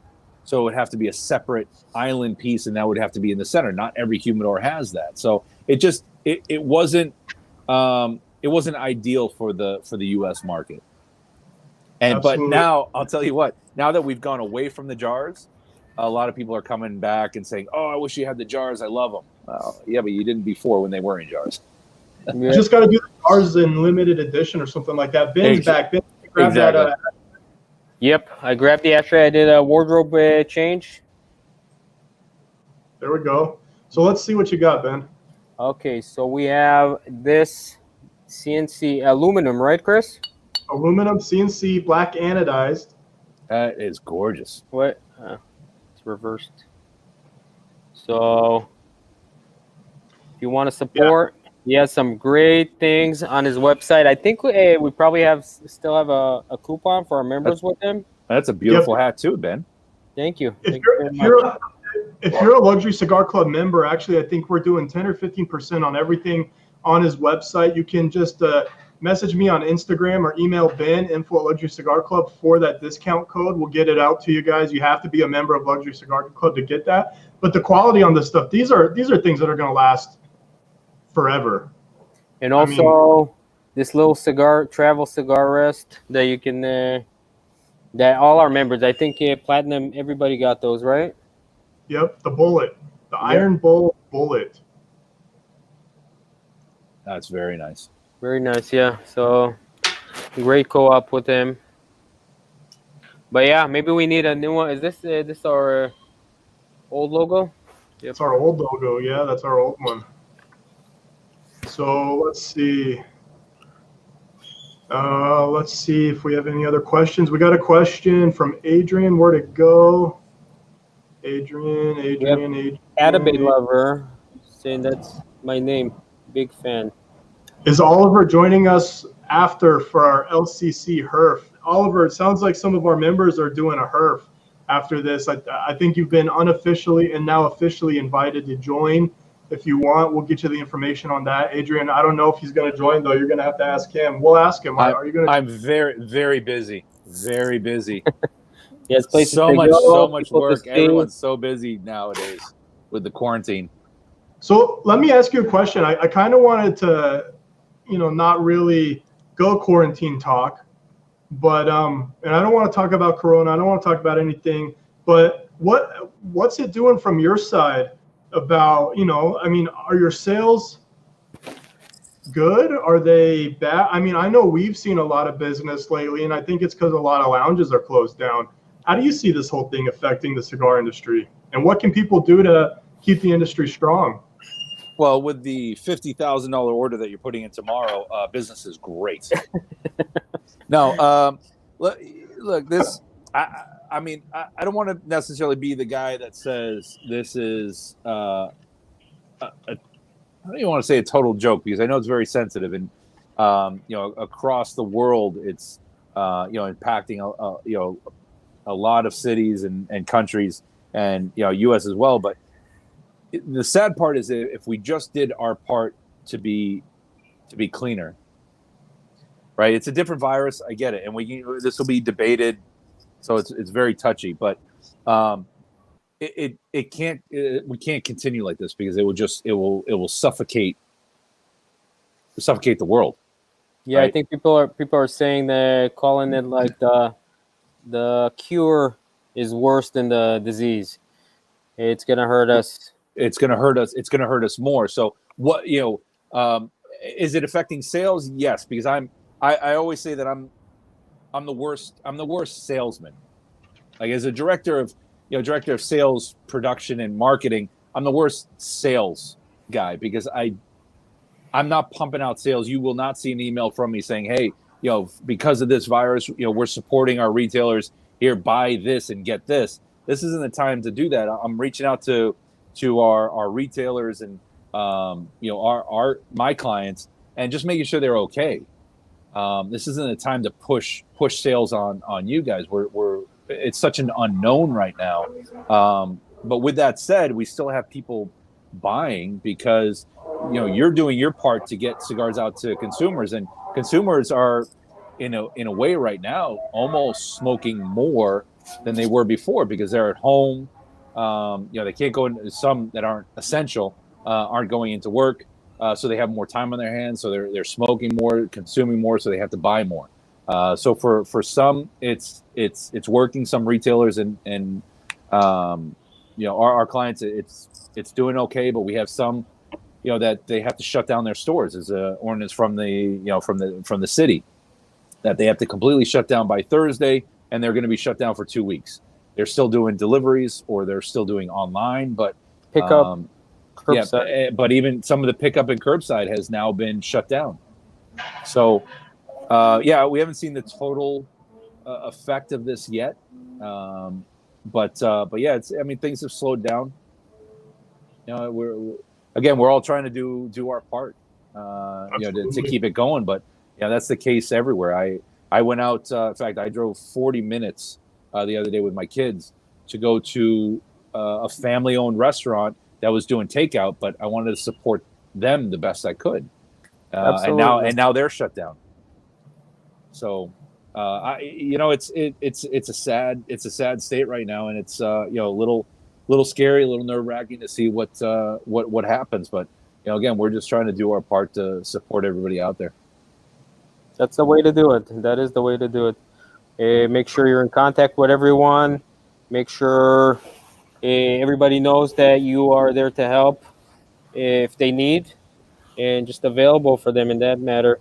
Adrian, to be honest, I think that there is no AJ Fernandez rep in Arizona right now, so I wouldn't say about it. There is, yeah. I forget her name, but the Rocky Patel rep for Arizona just recently moved to the AJ Fernandez role.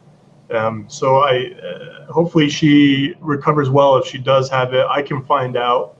But they say just stay home. It's like the flu. Stay home. Stay away from people. So I'm going to do a real quick plug on our deals again. And then I have a question for you, Oliver, from David, actually.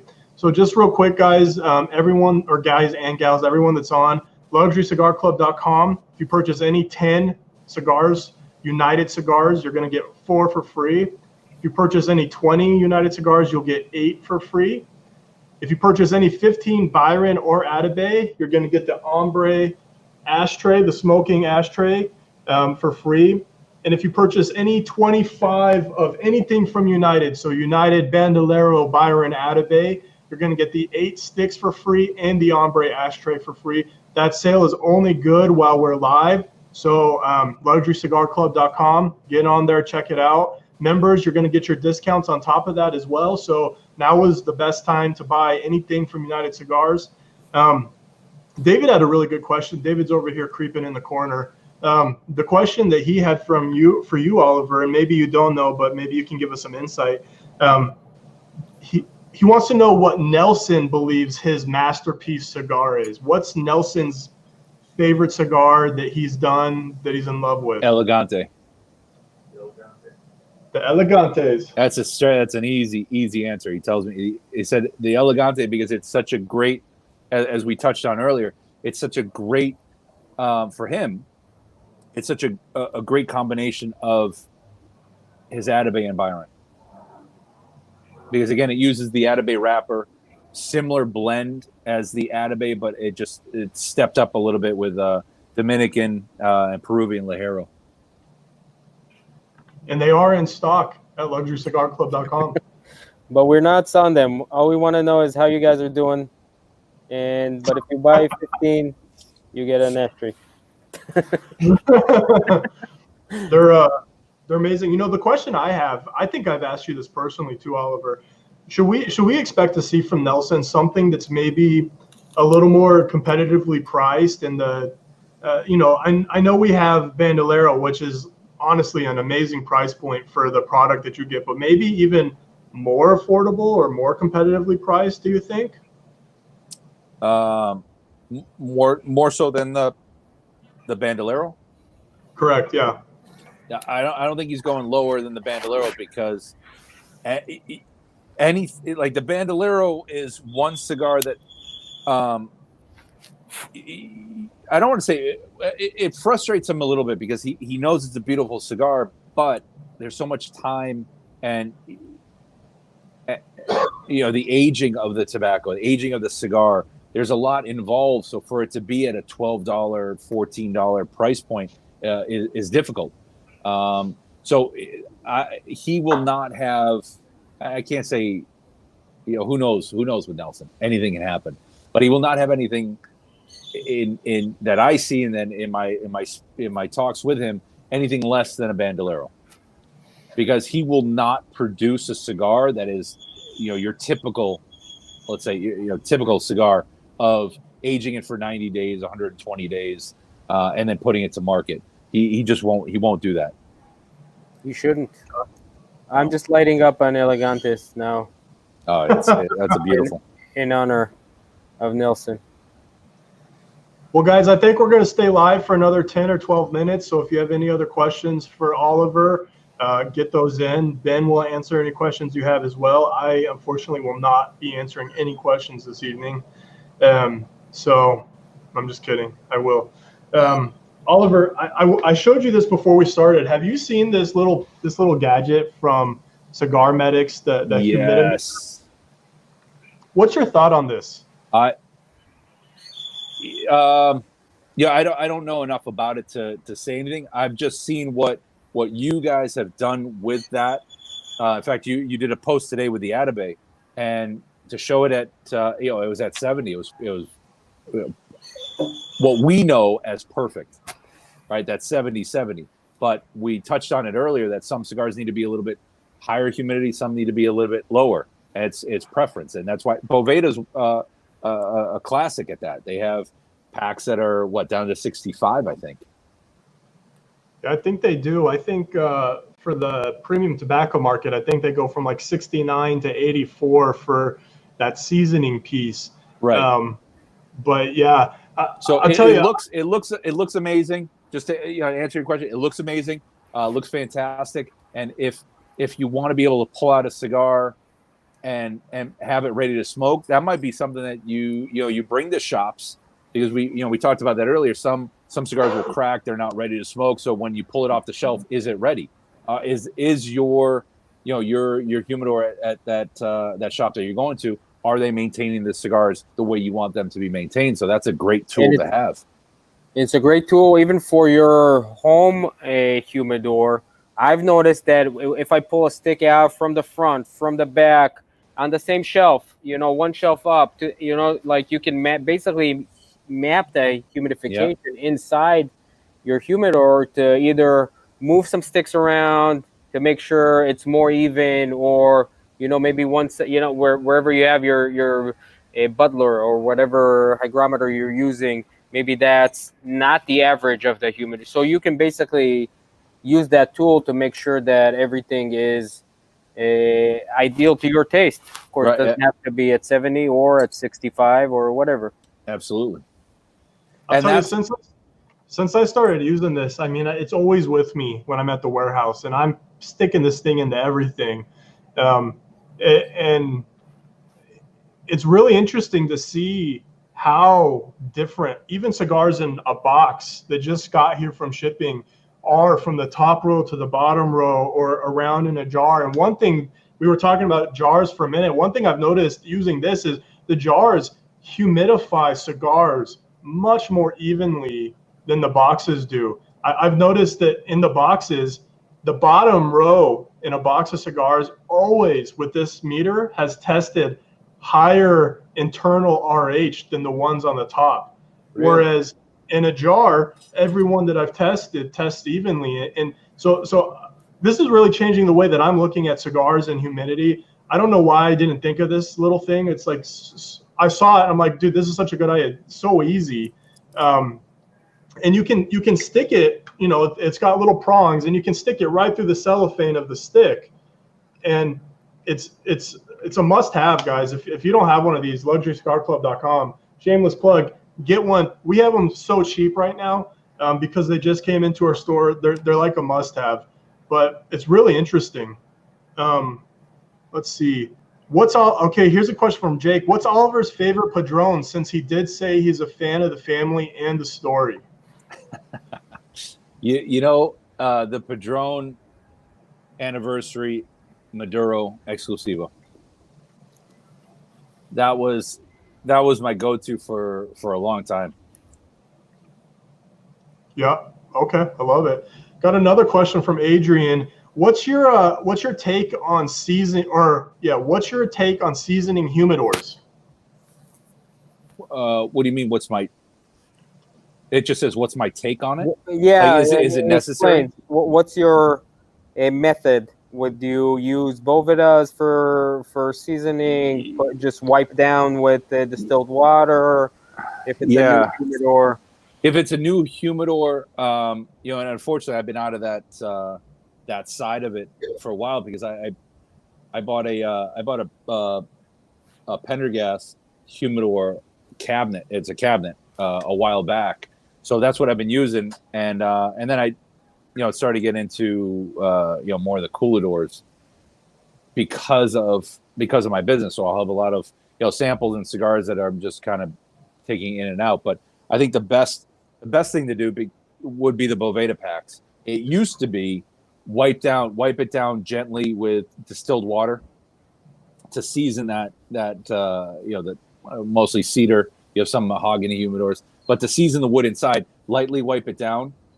And then monitor that. But again, a humidor that's empty will read differently than a humidor that's full. But I would say that the Boveda packs are the simplest and easiest way to properly season a humidor. I love it. Here's a great question from Brandon. What are you guys binge watching during the quarantine period? I think everybody's probably binge watching something right now. So man, I love that question. Oliver, you go first. Binge watching. We've been doing binge watching a lot. So, just in general, like binge watching, it's become a term that's been used for a long time, even prior to the whole, epidemic that's going on now. But things to watch: Don't Fuck with Cats. If you haven't seen that, it's phenomenal. Yep. Staircase is great. I've already watched the Narcos. Both the Mexico and the other one; those are gone. Really, then I started to go into a rabbit hole of any drug related, cartel related. I was watching a ton of those. The Last Kingdom is a great little Viking So you and your red beards, you guys should be watching those. Those are phenomenal. Binge watching. Oh, and then Ozarks is coming out. What's today? 25th? Ozark. Ooh, that's a great Ozarks, one. yeah, that's coming out the 27th. I think the new season, so that'll be done in a day. Ben, what are you watching? Hey, what I'm watching now, after I finished binge watching everything that I really wanted, I'm still watching Criminal Minds. I'm in season 10 or 11, I think. And they have like 50 episodes a season. But it's just, I enjoy that very much. Yeah, other shows that I really liked watching recently would be Happy, both seasons. It's super quirky. I don't know if Which it's one? for everyone. It's called Happy. Check it out. I'll have Happy. to see that. You have to see it. Have you seen Rotten? I have not seen Rotten. Rotten is good. It just talks about the different industries. It talks about chicken industry, the avocado industry. One is pretty good. Edibles. It scares me to watch those shows. It should. It absolutely should. But Don't Fuck with Cats was amazing. It was amazing. Wasn't that great? It was great. I haven't seen it. I guess I know what I'm going to watch tonight. Oh man, it's. I think it's been right. Four parts, 5. Yeah, maybe? just like a short. Yeah, dude, it's amazing. It's creepy, but it's amazing. The Punisher is probably the best. What is it? DC or Marvel? Marvel? No, it's DC. Right? I don't know. I'm watching Jack Ryan. Which one? Jack Ryan. Oh yeah, I heard that's good. I haven't seen it. Oh my god, I'm in love with it. If you like the narco drug stuff, you'll like that one. It's really cool. David says he's watching Picard right now. That new show that's about Captain James Picard. That's really good. Marvel. And then Marvel. And then let's see, David's also smoking right now the Flor de Lorraine. United. Flor de Lorraine. Great stick. Kevin says Jack Ryan's great. Oh yeah, Jake is on this Tiger King. So Jake was talking about Tiger King in Herf just like 2 nights ago. And ever since he said it, I've heard about it on the radio. I've seen posts about it all over the place. So I think I'm gonna go watch Tiger King tonight. Netflix or? I think it's on Netflix. I don't know. I've heard good things. I started watching it last night, and maybe I just wasn't in the mood. Is it dubbed? I couldn't get into it. No. It's about this guy that has like a bunch of tigers, right? Oh, yeah. With the gay guy that's married to 2 other gay guys. That's the one. I don't know. Let's see. Brandon also asked, "What about movies?" And then he says he's watching Ford versus Ferrari. Oh my God! What an amazing movie! I'm so upset about Corona because they've basically canceled half of the Formula One season, which I'm a huge Formula One fan. I'm very upset about that. Let's see. Adrian's watching Frozen 2. All right, Adrian. Good for you, buddy. Kevin's watching Korean zombie shows, Kingdom. I watched a movie last night, which it was okay. What's it called? I'm sorry. The Platform. It's on Netflix. They're pushing it. So when you go in, nice concept, but I won't. Atabay Lover is watching Dave on Hulu. That thing's hilarious. Little Dicky, the rapper. He's like a white Jewish rapper. He's got a TV show out called Dave. It's hilarious. I love that. I'll watch that. I'll have to check that out. It's so funny, man. I really like that too. Yeah, but mostly I'm smoking cigars. I'm just waiting so hard for the Grand Tour next episode. I don't know when. Like the last one was in December, right? Yeah, I can't wait for that as well. I don't know why it's not coming out. No, I've been doing a lot of reorganizing in the house, purging a ton. I got so much crap, or I had so much crap I just had to get rid of. Yeah, stuff that you just don't use. So donate it and give it away. And I've been cooking. I cooked a gumbo yesterday that took me a day and a half because I prepped some stuff the day before. and then all the prep work and cooking yesterday. That was a good 5 hours. I made some caramel. I made fresh tacos. Okay, so tacos. Let's talk about that. I follow you on your personal Instagram, also, Oliver, and I don't know if you want to plug that here or not, but you are Havana taco _ daydreaming. Okay, Havana _ daydreaming is Oliver's personal Instagram account, and the guy is a taco addict, as far as I can tell. I mean, every post has tacos in it. What's up with that? So tacos. Oh, in fact, there's a Taco Chronicle on Netflix, by the way. Watch that. Subtitles, but fantastic. So tacos, for me, the obsession is that it's so pure, right? You have a tortilla when it's done right. And I'm not talking restaurant tacos. I'm not talking Taco Bell, Del Taco. I'm not even talking hard shell American style. I want street tacos, authentic, 3 to 4 inch tortillas, meat, onion, cilantro. Extra Corona. Extra Corona. To me, there's just, when you find a good street taco, it's made with more love. The seasoning is right, and you don't have to mask it with anything else. Everything's handmade. It's just beautiful. It's like a cigar. There are some cigars out in the market now that the flavor is masked by extra Ligero, extra whatever, and it blasts your palate. You don't taste anything. But a taco, when it's done right, it's second to none. No, I agree, man. Simple is usually the best. You know what? And then if you have tortillas in your fridge, anything's a taco. That's true.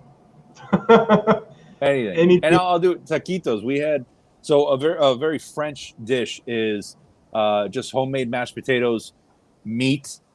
It's like a shepherd's pie, but it's simplified even more so. So it's just meat, mashed potatoes, and then like a Swiss Gruyere cheese on top. That's that you put under the broiler, so it kind of crusts up top. But when that's done, there are taquitos that are made with just mashed potatoes. But if you take the meat and the mashed potatoes, you roll that up into a taquito, in the corn tortilla, and then you fry that. Those are phenomenal.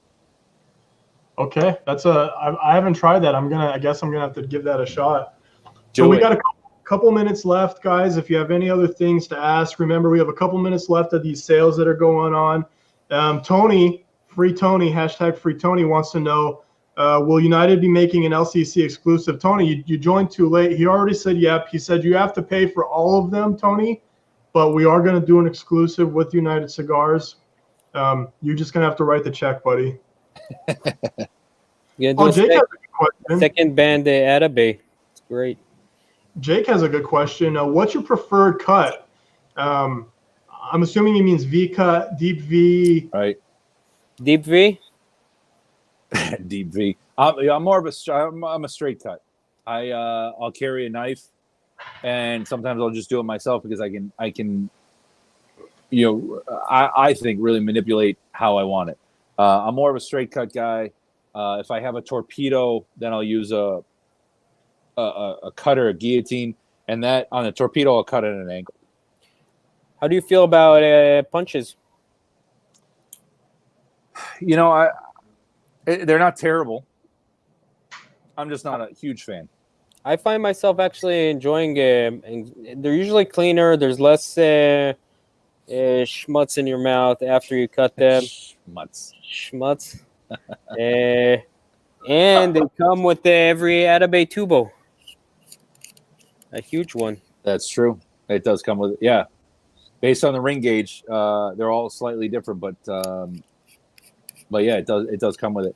The bullet cutter, it works. I don't have a lot of bullet cutters, so I don't use it too often.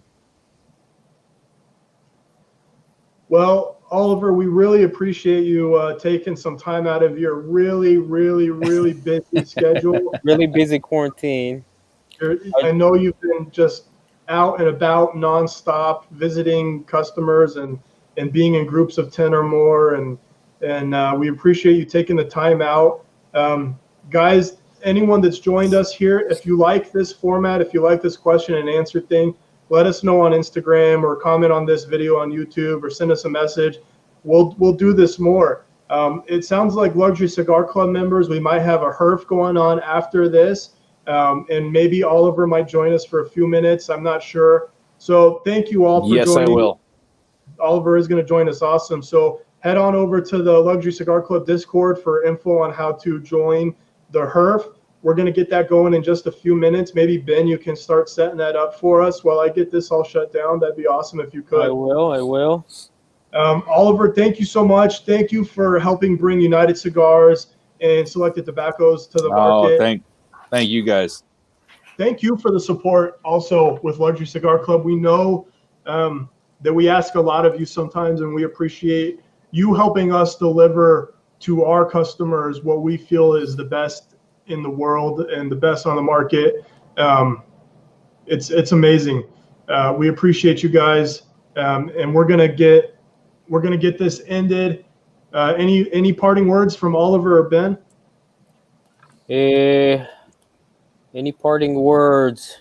No, I'm gonna see him on the flip side in a few minutes. Don't need to part. My parting words would simply be: buy United, smoke United, and live United. I love Worth it. to live by. That's okay. it. Hey, Chris, is there a way for me to? Here, I'll just post it to you so you can share with everyone. I don't know if it's me. I think it's me. Hey, because I can't post in the comments here. Okay, guys. Have a good night. Good night.